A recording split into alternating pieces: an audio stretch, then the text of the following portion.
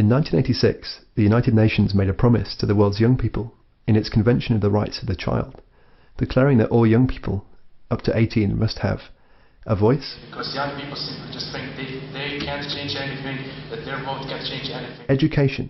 On average, a lot of people aren't really educated in politics in Liverpool. Healthcare. When I vote, the environment has the most votes. Equality. The women today have the same position as men, but in daily life it's difficult to make a family. And protection. Are there examples of the code witnessing damage to children's rights? The challenge to the nations of the world is daunting, as life is such a lottery, depending on where you were born. I was born in the UK. I have lived a sheltered life. Free education, free healthcare and the welfare state. I've never been hungry. I have clean water and I have the vote. I was born in Harai. I have lived a difficult life. I couldn't go to school because my parents couldn't afford it. My mum drank dirty water and died of cholera. Healthcare isn't available. Hunger is a daily problem and we are led by a dictator. I was born in Stockholm, Sweden. Some call my country paradise. We have a welfare state, great schooling and healthcare. We are free from war and we have the vote. I was born in Beijing.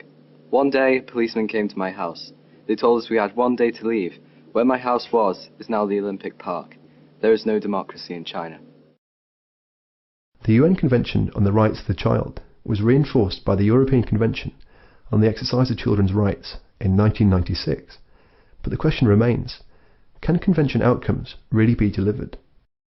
A group of young people from the Istituto V. Moretti in Roseto, Italy, the Gymnasium Norrköping in Sweden, King David High School and the Valley Community Theatre in Liverpool, England, set out, funded by the EU Youth in Action programme, to record a journey of investigation into how the UN promise has been fulfilled in their own countries and elsewhere.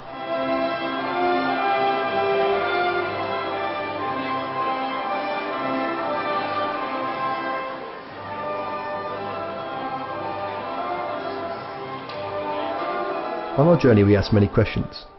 Are the Convention's 5 outcomes being delivered? And who holds the power to deliver them? Is it the UN, the EU or the government?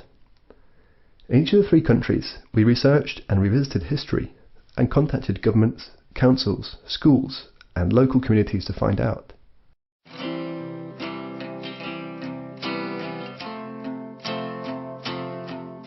Democracy consists of 2 Greek words.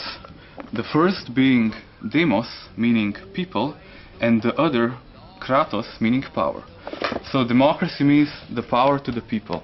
The year is 1215, and in Runnymede, England, the Magna Carta is read, devolving power from the king to the barons. First, we have granted to God, and by this our present charter have confirmed, for us and our heirs forever, that the Church of England shall be free, and shall have all their whole rights and liberties inviolable. The City of London shall have all the old liberties and customs which it have been used to have. Moreover, we will and grant that all other cities, boroughs, towns, and the barons of the 5 ports, as with all the other ports, shall have all their liberties and free customs. Nor will we not pass upon him, nor condemn him, but by lawful judgment of his peers, or by the law of the land. We will sell to no man. We will not deny or defer to any man either justice or right. We see evidence of wealth and power, but not for all in the ancient city of Rome. The mighty Colosseum, where the rich and powerful entertain the crowds with cruel spectacles. The awesome Vatican buildings, far from the beginnings of Christianity in a stable. The window from which Mussolini announced the declaration of war to the people in 1914. Like communism, everything was splendid, everything was great, they all had jobs, but we all know what happened to the Soviet Union. Like in democracy, everyone can express his opinion. In Soviet Union, one information against